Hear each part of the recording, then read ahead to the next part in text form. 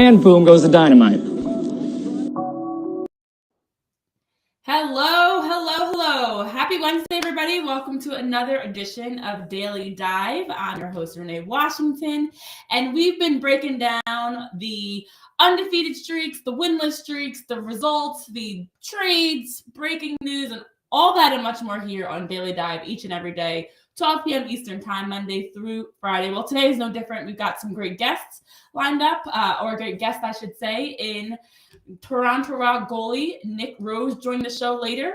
And we also have to get into our top story presented by Daily Dive Store, where you can check out our merchandise, beanies, hoodies, you name it. We've got it there for you. And that top story, as I bring in producer Mike, is our final winless team. We asked the question a couple weeks ago, who will be the last team? I believe it was heading into week 6. We were asking which team is going to be the last in the NLL to get a victory? Who's going to have that goose egg in the win column the longest? We've got our answer, the Georgia Swarm. So, Mike, I have to ask, with the way that Georgia has been playing, looking at their losses, Rochester, who's beaten everybody, of course, but even losing to the Wings, the Bandits, they have had a schedule that's tough, facing some of the top teams in the league. Is it panic time for the Swarm with what we've seen so far? If there is a golden goose egg to this goose egg, it's going to be they've only played 4 games.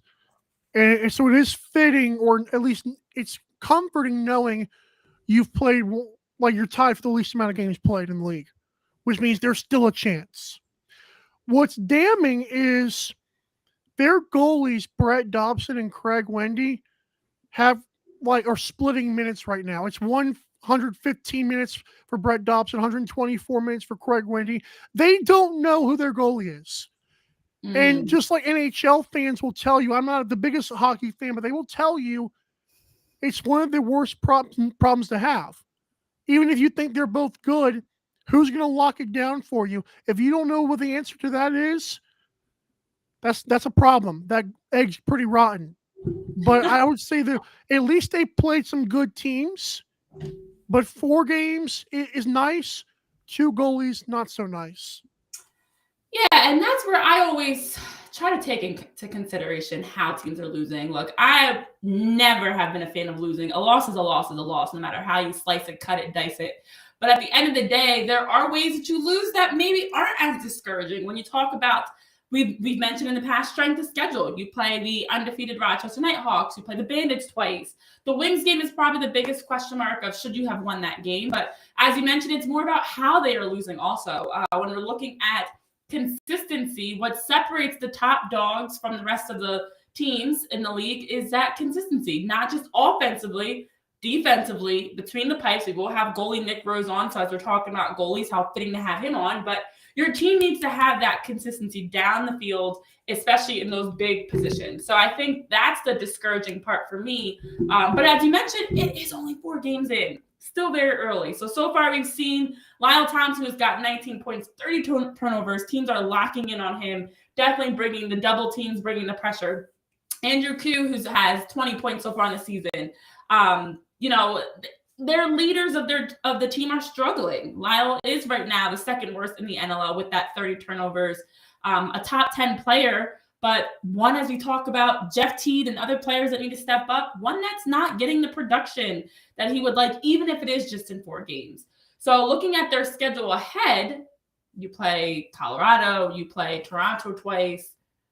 What can they do to help get a win? Most importantly. Well, if your offense is struggling, Colorado's the worst place you want to play, and that's this weekend, as we've learned. I hate to say do it against Nick Rose, but that's your option right now. Like, unless you can find a way to shock the Mammoth and catch them sleeping, I think after their first week, their first game, they won't be sleeping the rest of the year. So, like, you got to step it up, and I would like to think in the next 3 weeks you got to get a win. If you're 0-7, blow the whole thing up, and this Thompson Brothers experience didn't work out, period. End of story.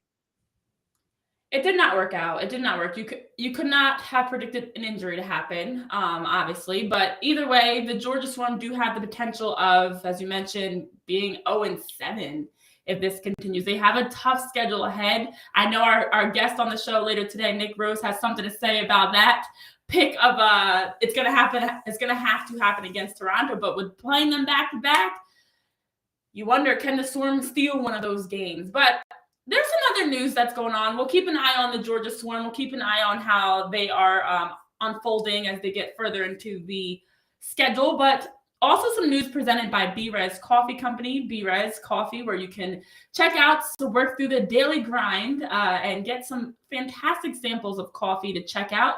And the link to that is also in our bio across social media, where you can use the promo code Daily Dive when checking out for all you coffee fanatics. Well, some news that we've been looking around how we're growing the game, memorabilia. Well, Framework has rolled out the first lineup of autographed memorabilia.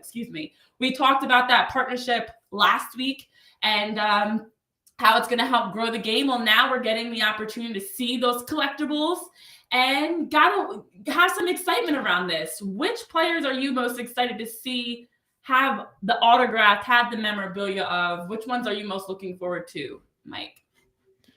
So a little bit, I want to use steep is kind of not fair because it's kind of cheap of me to say that. It's $85 if you want to get like a canvas like signed thing. It's a little bit more if you want to get like a framed. I gotta have me a Jeff Teat. Like if this is going to be, if this guy is going to be the Jesus of the NLL for the next 10 years, can I get some early value on this Joker? I'm not saying I would ever take it down, because once I get one, it's going on this wall right behind me. It's going right there, and everyone's going to see my signed Jeff Teat memorabilia. But you got to produce. I 12 points every week, baby. Let's get it going.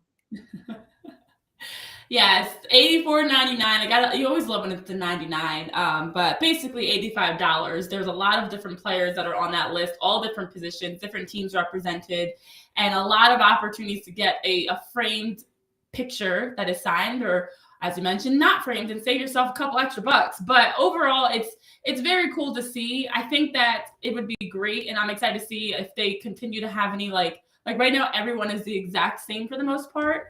Like, let's jazz it up. I know there's a couple that are more expensive that are $110. It's a little bit, actually it's the same size, but it's a different setup. I'm sorry, it's a little bit bigger. It is bigger, right. But it's a 20 by 29 canvas versus a 14 by 18. So that is definitely bigger. That would definitely take up a nice size on the wall. It's a nice action shot. So it's just very cool to see how players are getting opportunities, and for fans to get opportunities to have that connection with their favorite players. Anybody that's missing from this list so far that you think should be next to get some signed memorabilia? The classics. We need Kevin Finneran. We need John Tavares. It's all happening. Yeah. I know these are like the current stars, but I want the next lineup to be like the big guns of the past. Like we got to get them. That's a great point. They need to bring you in. They need to bring you in. So yeah, when you look at it, they've got some, a lot of current players, but if you look across other athletes, across other sports, they do have that. They do have someone like Sidney Crosby and different players from the past, the present, in other sports. So for lacrosse, it's definitely time to get more of those, legends across the Framework website. So check that out. Excited to see the memorabilia that fans can tap into and buy. And we've been talking about him a couple times so far on the show. It's time to bring in our guest. Toronto Rock goalie Nick Rose will be joining us in just a moment here on Daily Dive to talk about all things Toronto as we get further into the show. So don't go anywhere. We'll be right back after this quick break.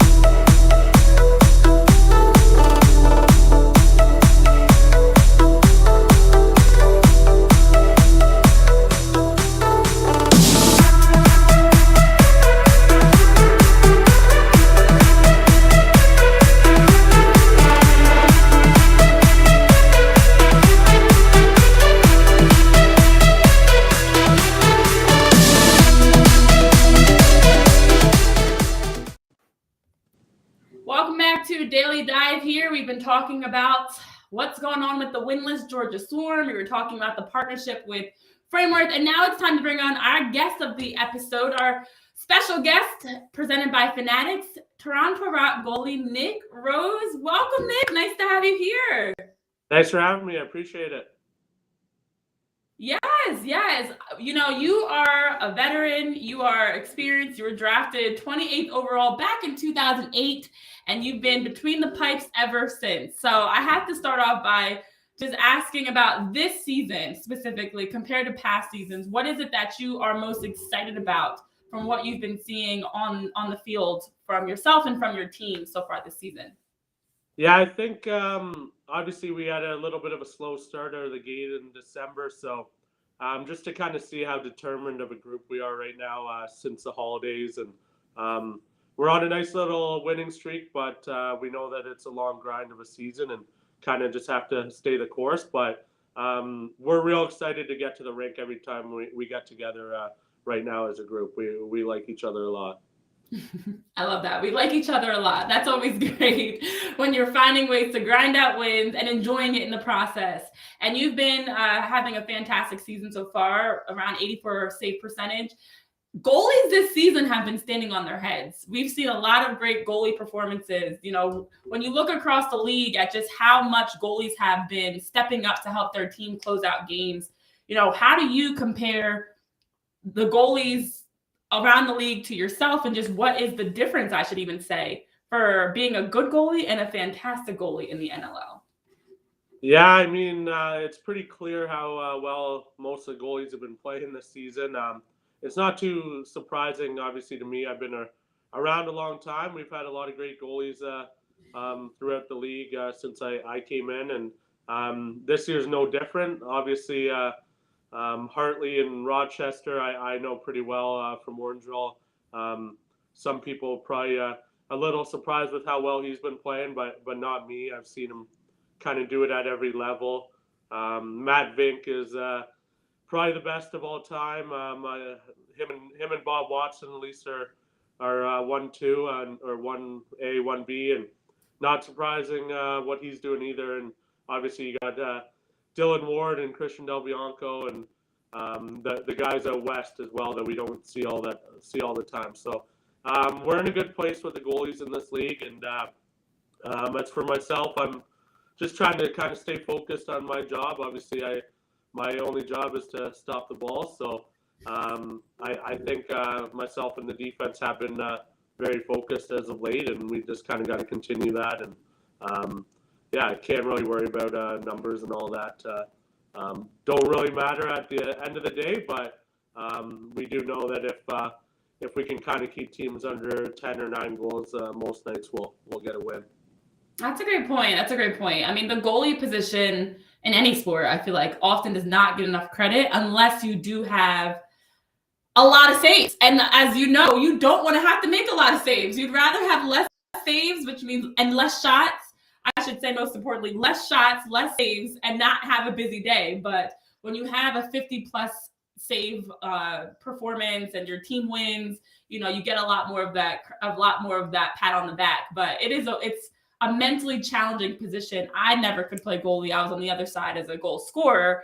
But as you talk about the different goalies across the league, you mentioned Christian Del Bianco. Looking ahead to the matchup against Calgary, you know, what is it that you guys have been focusing on in facing the Roughnecks? You've talked about being on a better streak as of late. What is it now that you guys are focusing on preparing to face Calgary? Yeah, I mean, I guess I can only really speak to myself and our defense. Just with when we're watching game film and stuff, obviously they're a fast-paced team. They like to, similar to us, take advantage in transition. So we have to kind of be focused on getting on and off the floor in a timely manner, getting back on defense.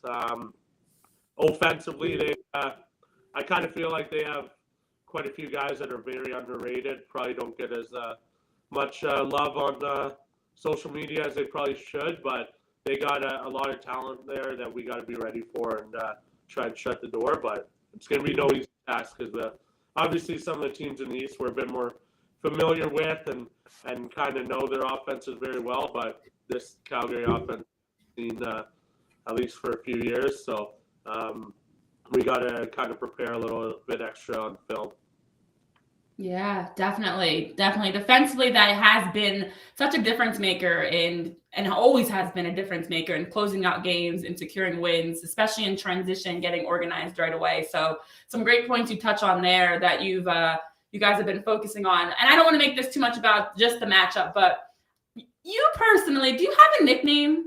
Is there something specific? And I'm asking you this for a reason, because I'm very curious about Ruzy and the way that you is there a specific nickname, or is that what people call you? Are you? And everybody calls me Rosie, so I think that kind of lends to the chance. Okay.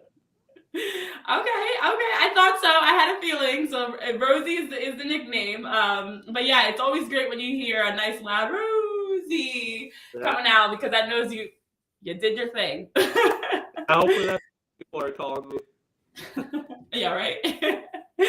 So looking at this squad, and it's still so early, as you mentioned, so much lacrosse left to play, and a lot can change throughout the course of the season.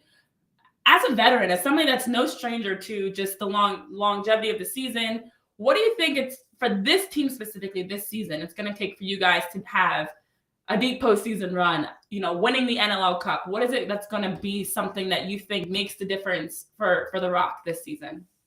Yeah, I mean, we just kind of, I know it's probably cliche, but we just want to keep getting better each week. We want to be playing our best lacrosse come March, April, May. So it is a long grind, try and kind of break the season into thirds. So since we're 6 games through, we're kind of through the first third and starting our middle grind here. So we obviously want to get off on the right foot here, and heading out on a road trip with the guys is always fun to kind of be around each other all weekend, travel a bit more. Like we don't have we probably have the least amount of flights in the league, so it is always kind of a nice feeling to kind of get with the guys on the road. So just gotta stay kind of determined as a group. Yeah, absolutely.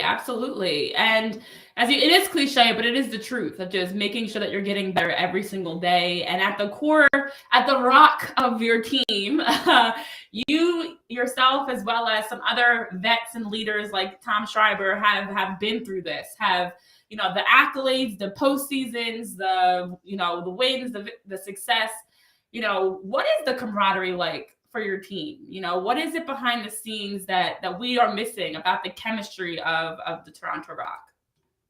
Yeah, I just think obviously when you're having success, it's fun to come to the rink. But no, I think kind of having our own facility here in Oakville, guys can come and do whatever they want and be around each other, even Monday through Friday during the day, a lot more than obviously I know how the rest of the league works. Like a lot of teams kind of have to fly everybody in night before game, and that's kind of you only see your teammates on weekends, where I do kind of feel like a lot of our guys from Ontario, we even on our bye weeks kind of get together because we all live close to each other and that kind of stuff. So I do think that goes a long way, and most of our groups kind of been together for a long time.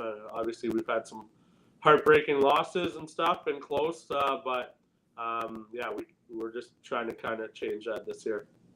Yeah, that's definitely special when you have the core of your group, and year after year you can build on that chemistry, and then also, even as you mentioned, having the access to be able to just play, through the week, and not having to wait until guys are flying in, into town and things like that, but that on a random Tuesday or Wednesday or whatever it is, you can meet up and throw around or take some shots or whatever it may be. So that is very special, and that definitely makes sense to me, to have that extra advantage of seeing each other more regularly.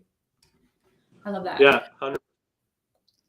Well, I know we've talked a lot about the Rock, about the season so far. I want to shift a little bit more to a more sensitive topic that we are now having more conversations around: mental health.